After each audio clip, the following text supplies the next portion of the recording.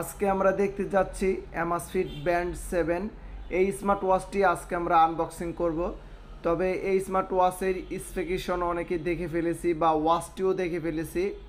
এখন আবার নতুন করে আমরা ওয়াচটি একটু দেখে নিব যে ওয়াচটি দেখতে কেমন বা ব্যান্ডটি দেখতে কেমন। তো সবার প্রথমে আমরা যদি বের করি তাহলে একটা কেবল পেয়ে যাব, কিন্তু এটা হচ্ছে কেবল, এটা দিয়ে আপনি চার্জ দিবেন। আর সব সময় আপনারা একটু লো ওয়াট দিয়ে চার্জ দিবেন ওয়াচগুলা বা ব্যান্ডগুলা, সাধারণত 10 ওয়াটের নিচে অ্যাডাপ্টার দিয়ে চার্জ দিবেন। আর এইটা মূলত স্মার্ট ব্যান্ড আমাদের হাতে চলে আসলো।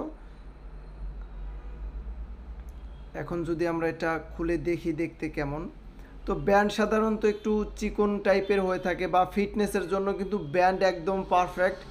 আপনি যদি ফিটনেসের অ্যাকুরেসি পারফেক্ট পেতে চান সেক্ষেত্রে কিন্তু ব্যান্ড নিতে পারেন। আমাদের কাছে হোয়াই ওয়াচ ফিট ব্যান্ড আছে, তাছাড়া শাওমিস ব্যান্ড 7 প্রো সেটাও আছে, ওই দুইটা আছে। আর হচ্ছে এইটা আছে Amazfit ব্যান্ড 7। তো এই স্মার্ট ওয়াচটি ক্রয় করলে আপনারা অবশ্যই আমাদের টেকডেন শপ থেকে ক্রয় করবেন। আর এই স্মার্ট ওয়াচের অবশ্যই রিভিউ দেখে ক্রয় করবেন। এই ভাই হচ্ছে এই স্মার্ট ব্যান্ডটা নিতে এসেছে, আমরা ভাইকে খুলে দেখিয়ে দিলাম আর একটা দিয়ে দিব ভাইকে।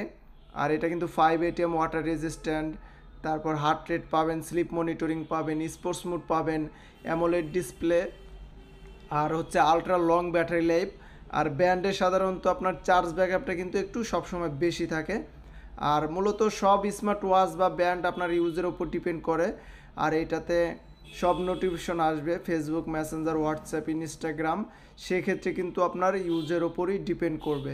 আর আপনাদের স্মার্ট ওয়াচের যে কোনো প্রবলেম হলে আমাদের ইনবক্স করবেন, আমরা কিন্তু সমস্যার সমাধান করে দিব ইনশাল্লাহ।